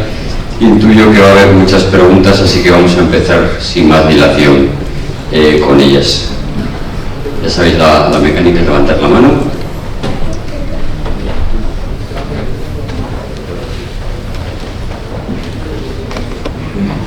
Buenas noches. Pues tenía muchas preguntas, pero bueno, intentaré. Vamos a ver. Tenía entendido que el cielo de Marte, como la atmósfera no es igual, no es celeste. No estoy segura del color, oí por ahí que sí es salmón. Y no sé si cambian también las puestas de sol y la aurora. Y otra curiosidad que tengo es que si en Marte hay piedras preciosas o semipreciosas como rubí, esmeralda, diamante, etcétera, los cuarzos, si existen todas esas piedras preciosas y semipreciosas. Muy bien, muchas gracias. Bueno, pues en relación con la primera pregunta, ahora hemos podido ver los amaneceres y los atardeceres, y lo que sí vemos es que Marte está mucho más lejos, es decir, el Sol, la radiación en su interacción con las partículas de la atmósfera de Marte, además tiene un viento muy importante, como hemos visto, que también levanta las partículas hasta la estratosfera, produce también otros colores diferentes. Los colores son sobre todo azules, son unos colores azules preciosos, y si lo busca en internet lo podrá ver, simplemente poner color azul y Marte y verá cómo hay unos colores azules muy bonitos, ¿no?, de la atmósfera. En relación con las piedras preciosas, esta es una pregunta interesante porque bueno, realmente los minerales no aparecen porque sí, sino aparecen de manera ordenada de acuerdo con unos modelos geológicos. Es decir, cuando nosotros hacemos exploración de minerales aquí en la Tierra, sabemos más o menos en qué contextos pueden aparecer diamantes, en qué contextos pueden aparecer el oro, la plata, el plomocín, el petróleo. Es decir, que en determinados contextos pueden aparecer. En Marte sabemos que tenemos basaltos, tenemos rocas volcánicas, tenemos sistemas hidrotermales antiguos que han estado funcionando, y tenemos también una hidrología superficial, una escorrentía superficial que ha podido formar acumulaciones de rocas y de minerales. Esos son básicamente los tres modelos con los que nosotros contamos. Y de acuerdo con lo que tenemos en la Tierra, los diamantes aquí se forman en unas rocas que se llaman kimberlitas, que viene de la zona de Kimberley, ¿no? Son rocas muy especiales. Bueno, de hecho, uno de los pocos lugares de España donde podría haber diamantes es aquí, en Almería. Precisamente lo hemos comentado, ¿no? Aquí tenemos unas rocas ultrapotásicas, rocas volcánicas muy ricas en potasio, que son muy cercanas geoquímicamente a las composiciones de las kimberlitas. Es decir, en caso de que pudiera haber diamantes, estarían aquí en Almería, ¿no? Son las zonas, también en Granada en algunas zonas, ¿no? Pero esto es muy especulativo, ¿eh? Esto solamente en cuanto al contexto petrológico y geoquímico. Pero si hubiera rocas ultrapotásicas o rocas kimberlíticas en Marte, que todavía no se han encontrado, serían los afloramientos, los lugares donde tendríamos que ir a ver si pueden existir esas piedras preciosas que dice usted. Entonces, perdona, ¿el cielo de Marte siempre está azul o cambia? No, cambia, claro, cambia. Incluso hay nubes, claro, ¿por qué no va a cambiar? Tiene una atmósfera dinámica. Pero el mismo azul que la Tierra no será. No, es diferente. No, diferente azul. Es diferente, sí. Hola, quería preguntar, bueno, si imagino que es algo que se está investigando, pero ¿qué posibilidades ofrece el suelo marciano y sus componentes para buscar o desarrollar combustibles que permitan alimentar naves espaciales que podrían usar para volver cuando se vaya a Marte? Bueno, es una pregunta también muy interesante. Lo que pasa es que nos lleva mucho más al futuro. Esto ya es casi dentro de la ciencia ficción, ¿no? Lo que podría existir, aunque algunos dicen que no existe y otros que sí, hay las dos líneas, por ejemplo el metano, ¿no? Se está encontrando, de hecho hay tesis doctorales como la del doctor Jorge Pla sobre el metano en Marte, ¿no? Otros investigadores piensan que no hay metano y que lo que se ha detectado realmente no es metano, que son solamente pequeñas anomalías en los espectrómetros que aparentan ser picos de ese compuesto, ¿no? Pero el metano sigue estudiándose en Marte. Parece que existen pequeñas proporciones que se detectan en el suelo, pero no llegan a los orbitadores. Es decir, los analizadores de la alta atmósfera o de la atmósfera media no consiguen detectar ese metano, ¿no?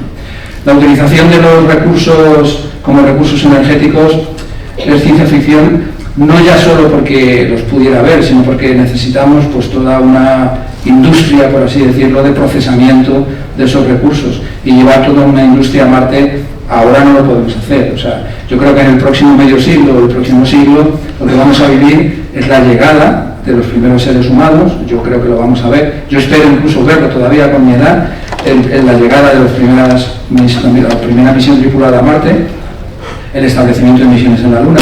En la Luna sí es más fácil que en Marte el aprovechamiento de estos recursos lunares, como el helio 3, o el hierro, o el titanio. En la Luna también hay basaltos, en los mares, ¿no?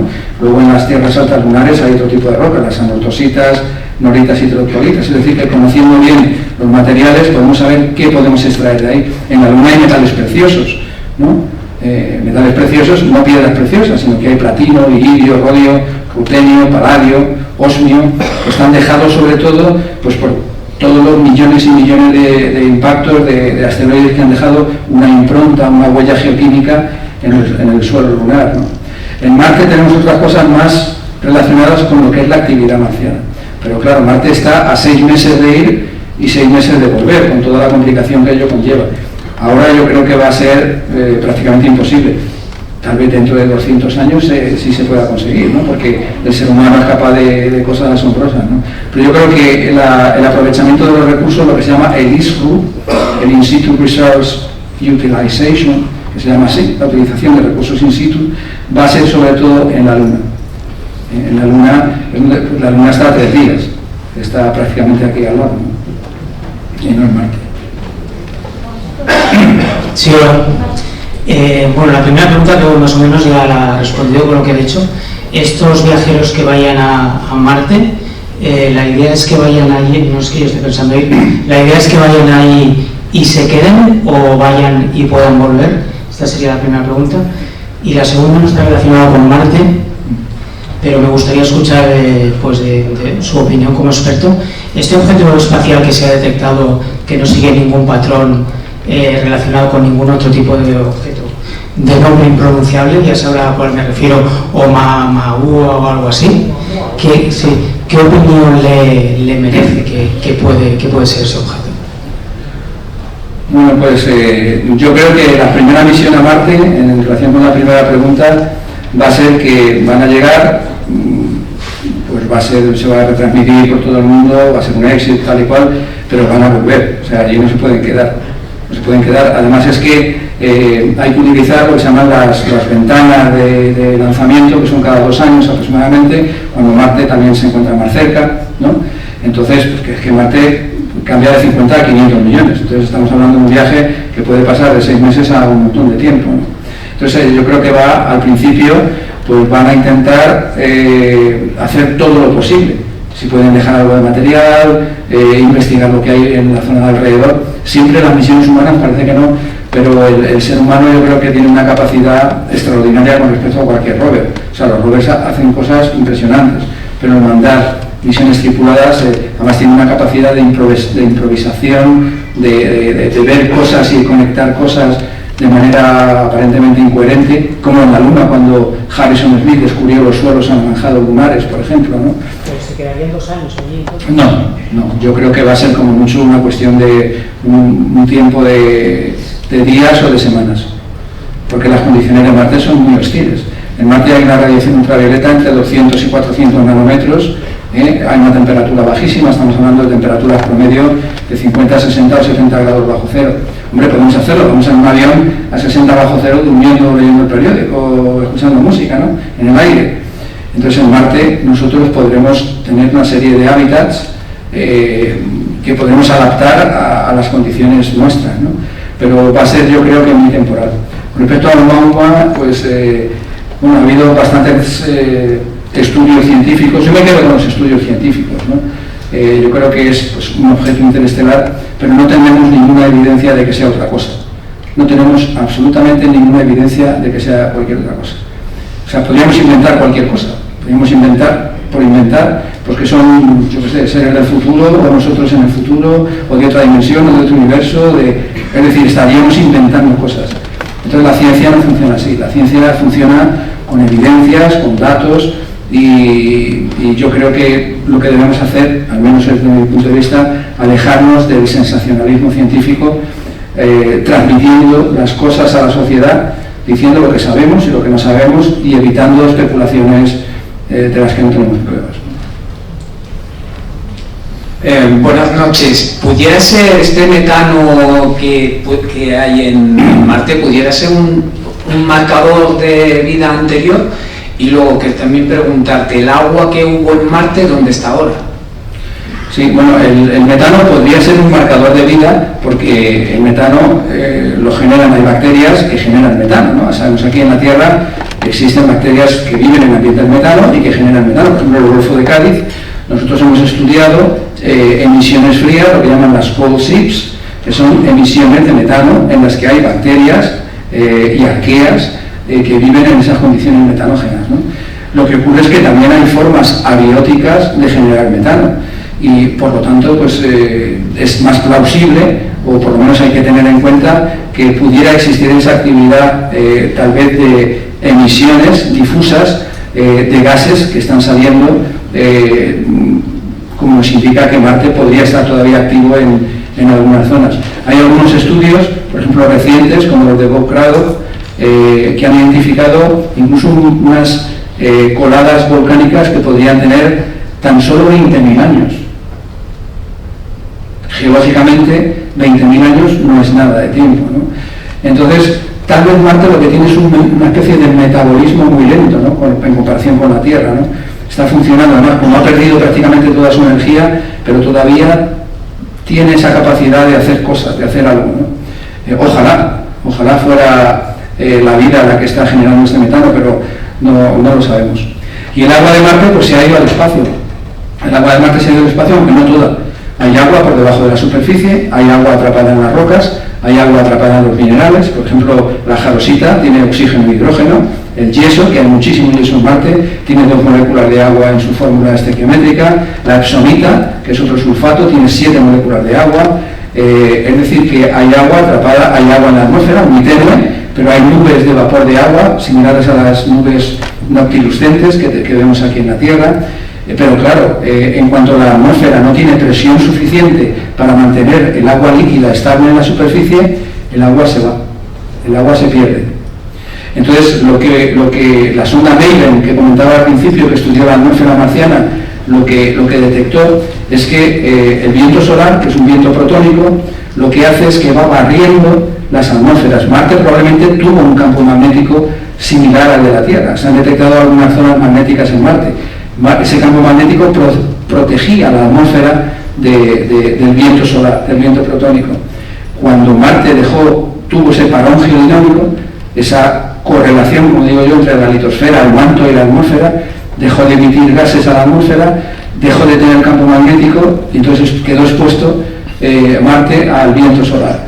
Empezó a barrer durante miles de millones de años la atmósfera marciana hasta dejar una atmósfera muy tenue. Una atmósfera tan tenue y tan débil que no fue capaz de mantener el agua líquida estable en la superficie y el agua se perdió. Una historia muy triste, pero... Sí, buenas noches, profesor. Preguntarle,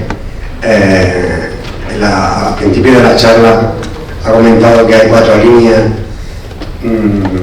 que son las principales de conocimiento de Marte, de investigación en Marte, si podía repetirlas. Y una segunda pregunta, en cuanto a técnicas de reconocimiento de interacción atmosférica, de emanaciones de las rocas a nivel de óptica de turbidez, ¿existen algún tipo de mecanismo, instrumentos de reconocer, analizar lo que son las interacciones de las rocas con la atmósfera? A nivel composicional o a nivel de opacidad.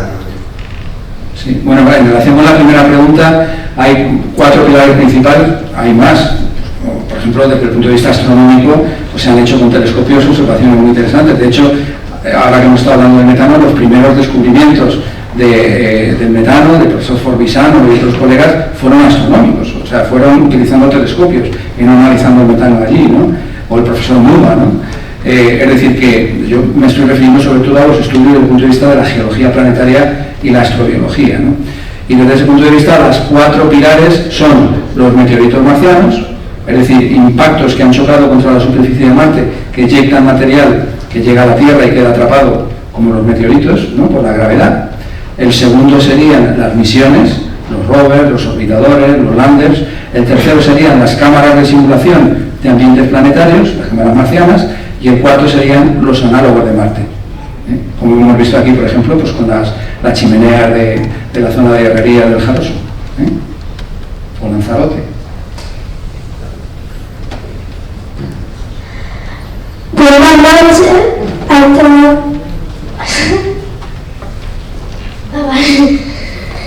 Buenas noches, estamos en la charla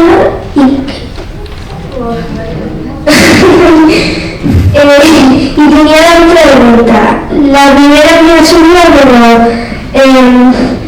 que cuando has puesto la foto de Perseverance, había como una persona por detrás que estaba como tapada, o sea, tapada con la mascarilla, sí, y me llamó la atención. Entonces, si os voy a explicar por qué se hizo así. La segunda, que no es mía, o sea, no es mía la pregunta, que si el agua de Marte, ¿a cuál, o sea, qué tipo de agua de la Tierra se parece?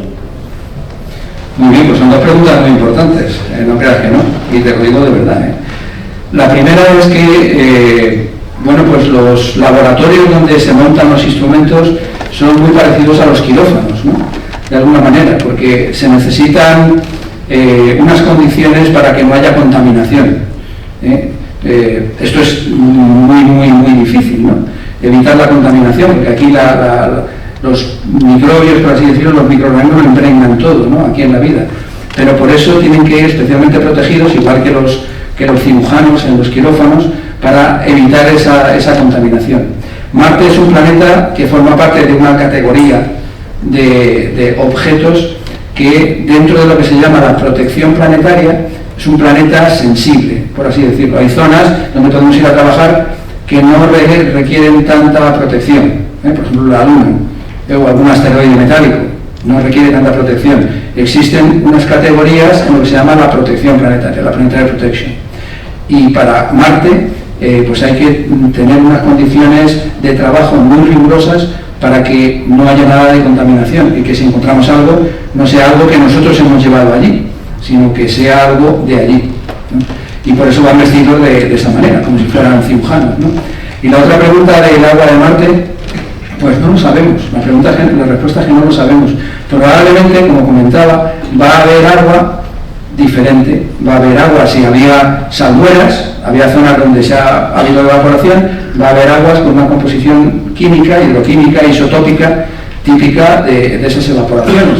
Si ha habido agua de lluvia que ha quedado atrapada en los minerales, esos minerales que a veces quedan atrapadas en inclusiones fluidas, cuando crece un mineral, el mineral crece a partir de la solución de la cual crece, y a veces atrapa pequeñas inclusiones fluidas que quedan dentro del cristal, encapsuladas. Entonces, estudiando estas inclusiones fluidas, nosotros podríamos saber cómo es el agua. Estudiando el agua que hay en los minerales, podemos estudiar la composición isotópica de los minerales, pero esto es algo un poco más sofisticado, ¿no? Los isótopos sí nos permiten aquí en la Tierra determinar de qué zona, en qué zona ha crecido y se ha desarrollado ese mineral. Por ejemplo, el oxígeno y el hidrógeno tienen isótopos, ¿no? El oxígeno 16, el 17 y el 18. Y el hidrógeno tiene otro isótopo, que es el deuterio, que no tiene el tritio, pero el deuterio es el que utilizamos. Entonces, esas relaciones isotópicas cambian dependiendo del ambiente donde se haya formado el mineral.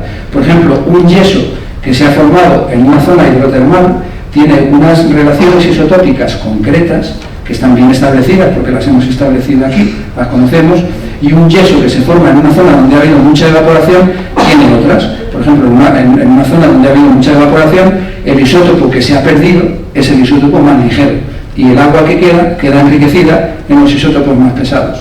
Es decir, que estudiando las condiciones del agua atrapada en los minerales de Marte, nosotros podemos identificar el ambiente en el que se formaron.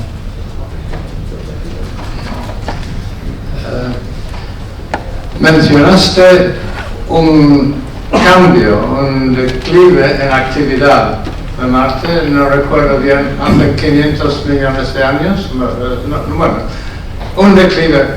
¿Ha sido un declive abrupto, súbito o gradual? Y si ha sido abrupto, ¿se puede relacionar con algún evento en el sistema solar? No lo sabemos. Yo, mi opinión, sí que estoy en mi opinión, el declive, bueno, es que claro, en condiciones hablando en términos geológicos, yo creo que ha sido más abrupto desde el punto de vista geológico y luego más gradual desde el punto de vista superficial de barrer la atmósfera. No sé si a lo mejor algún gran impacto puede haber generado alguna transformación de este tipo. También se habla de que la superficie del hemisferio norte de Marte podría haber sido debido a un gigantesco impacto que lo que ha hecho ha sido remodelar toda esa superficie, ¿no? Pero es también hipotético, es especulativo, no lo sabemos. Yo creo que geológicamente ha sido más abrupto y superficialmente, de manera atmosférica, más gradual. Pero tampoco tengo ninguna evidencia, es solo una suposición mía. Muy buenas noches, enhorabuena por la presentación, y a mí me gustaría volver un poco al inicio de la presentación, donde ha expuesto usted la mayoría de las cuestiones que todavía están pendientes de responder. Yo creía que esta pregunta iba a ser la primera que se iba a hacer. Yo creo que al final, todo lo que buscan, todas las misiones buscan saber si hay vida, si hubo o todavía sigue habiendo vida en Marte. Y yo creo que da la sensación, por el interés general que se muestra en la presentación y en general pues, el que se ve en los medios de comunicación, que da la sensación de que esa respuesta va a ser inminente. Parece ser que de hecho ya podría existir una respuesta. Me gustaría saber cuál es su opinión al respecto. Si tuviera usted que aportar algo de dinero a que vamos a descubrir vida pasada o que todavía exista en Marte, ¿qué cantidad aportaría? Bueno, no sé si tengo como 40 euros aquí ahora. Vamos a ver, esa es una pregunta muy interesante también. La primera parte es, de la pregunta era en relación con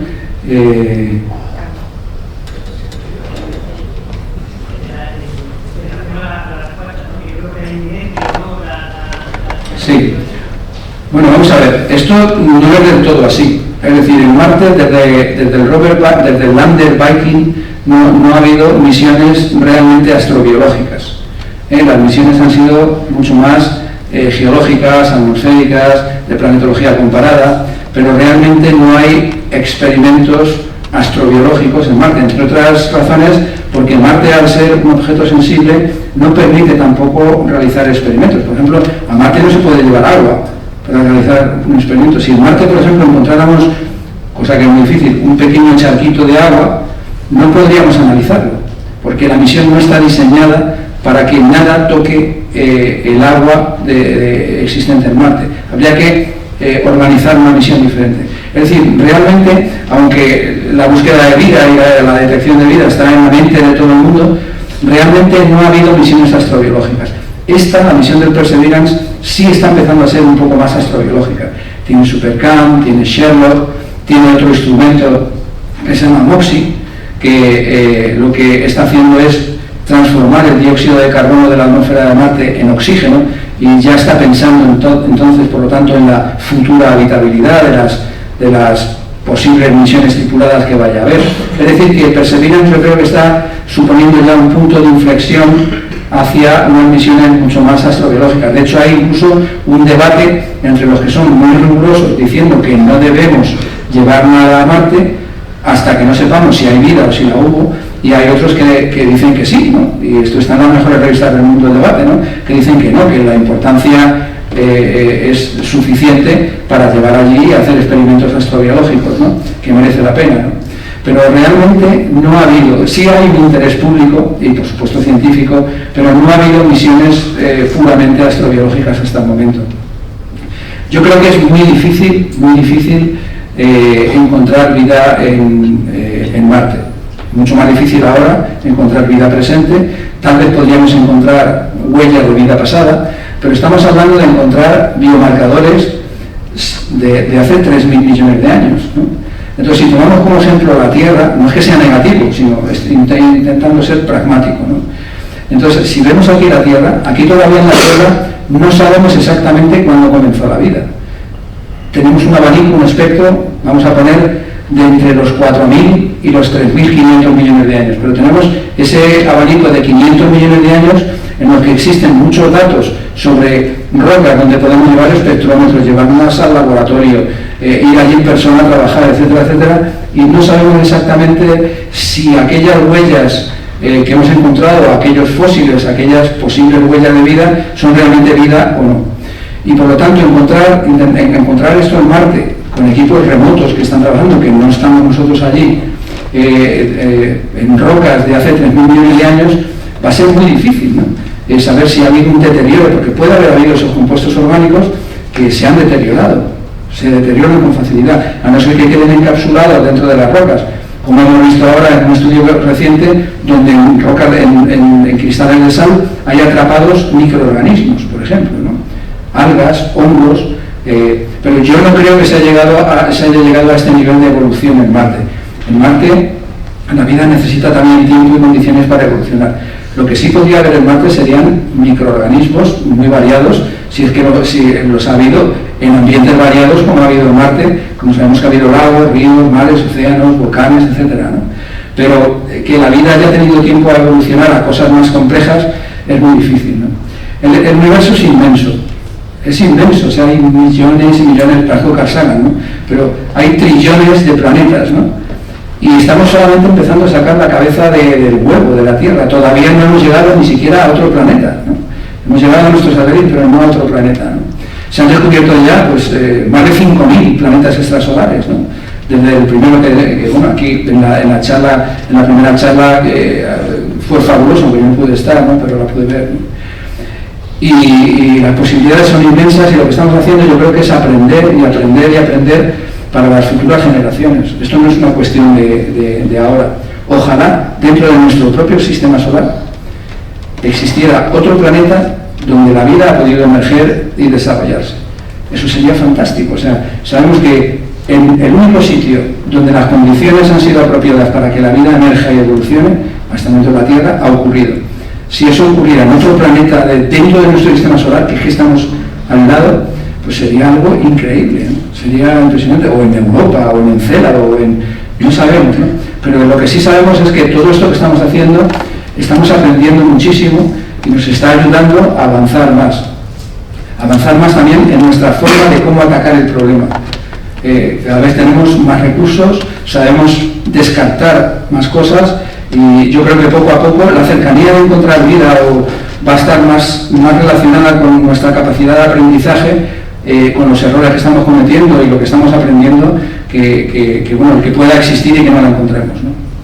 Así que de momento prefiero no apostar ningún euro. Buenas noches. Yo quisiera preguntarle, porque ha dicho usted antes que se han encontrado terremotos en Marte. ¿Eso significa que hay placas tectónicas?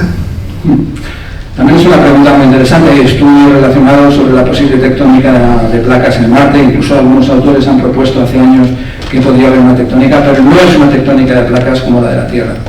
En la Tierra tenemos una tectónica de placas muy compleja, muy clara, muy inequívoca. En Marte podríamos tener movimientos tectónicos muy primitivos. Sería una especie de prototectónica de placas que no llega a generar los mosaicos de las placas que se están moviendo en nuestro planeta. No es necesario además que haya tectónica de placas para que haya terremotos. En la Luna hay terremotos también, hay lunamotos, y igual que hay martemotos, ¿no? Los moonquakes o los marsquakes, ¿no? Por ejemplo, cuando la Luna vibra porque se produce un impacto de un objeto contra la Luna, es un objeto monoplaca, por ejemplo, ¿no?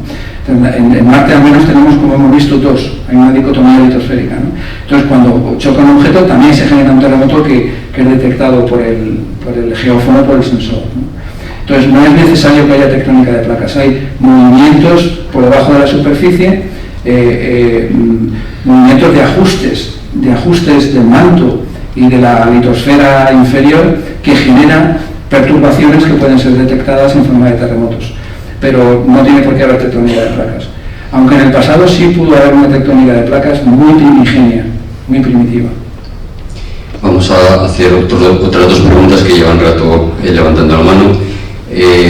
La verdad es que tengo un papel feísimo, que es cortar un buen rollo y buenas preguntas, pero es que bueno, la hora nos lo obliga, ya nos hemos pasado un poco y los trabajadores de aquí no podemos abusarnos demasiado de ellos. Voy a conceder la palabra a dos preguntas más, a ti y a ti, y luego hago un comentario brevísimo y nos despedimos hasta mañana. A ver, tengo entendido que las sondas Viking llegaron a dar positivo más de 2 pruebas, pero la NASA lo achacó a contaminaciones nuestras. Con el protocolo riguroso que hay, eso sería muy difícil, ¿no? Bueno, es que no es exactamente así, pero es cercano. Lo que sí pudo haber ocurrido es que se detectaran evidencias de que algo podía haber y se descartó rápidamente, ¿no? Prácticamente se destruyen unas evidencias. Pero tampoco hay nada con seguridad y todavía no podemos llevar experimentos con agua o con otro tipo de soluciones para hacer réplicas o cosas parecidas. Pero por ejemplo los láseres que estamos llevando son capaces de detectar compuestos orgánicos, es decir, a distancia, de manera remota, lanzas un láser, lo devuelves y obtienes un espectro. Entonces ese espectro no hace falta ni que te aproximes, ¿no? Hasta 30 metros, incluso 40 metros de distancia, ¿no? Entonces, una vez que tienes marcado el objetivo, obtienes el espectro y obtienes pues, el espectro de un mineral, ¿no? Se hacen varios disparos y también se ha visto que eso vale para determinados compuestos orgánicos. Por ejemplo, pues, si hubiera líquenes o no sé, otros compuestos orgánicos más complejos, ¿no? Para aminoácidos, pues no vale, obviamente, ¿no? Pero tendría que ser algo más complejo. Pero sí es posible, betacarotenos se podrían detectar. Clorofila, si es que la hubo, porque claro, estaría deteriorada en superficie. Entonces, por eso digo que es muy complejo encontrar vida tal y como la conocemos. Ahora que está el rover subiendo por el delta, tal vez en los materiales del delta podríamos encontrar, analizando, encapsulado a algo, ¿no? Algún material. Pero no sabemos. Buenas noches y muchas gracias por la charla, por la conferencia. Solamente una pregunta muy breve. ¿Todos los volcanes de Marte están inactivos? ¿O sí hay algunos con alguna pequeña actividad? No, están todos inactivos. Salvo bueno, esto que he comentado de estas coladas de hace 20.000 años, que es lo más reciente que se conoce, pero todos los volcanes no se conoce actividad volcánica. Tampoco tenemos registros, porque claro, llevamos investigando un tiempo y el tiempo humano no es el tiempo geológico, pero que se sepa, no se ha detectado ningún tipo de actividad volcánica. Bueno, vamos para aquí. Este año nos han salido varias conferencias con interconexiones y Marte es bastante protagonista dentro de las jornadas y los exoplanetas, que fue la primera conferencia. La última en concreto, además, la del astronauta David Hilmers, que tenemos aquí presente en la sala, va a hablar de algo complementario también a lo que ha contado Jesús, y es que bueno, en la NASA hay planes de ir a Marte, él nos podrá probablemente ilustrar más, y hay un equipo o más, no sé, de trabajo sobre los desafíos médicos y las dificultades que implica que los seres humanos vayan a Marte. De todo eso nos va a hablar David el viernes. Jesús, ha sido un placer que hayas estado aquí, yo te doy las gracias y creo que debemos darle un maravilloso aplauso.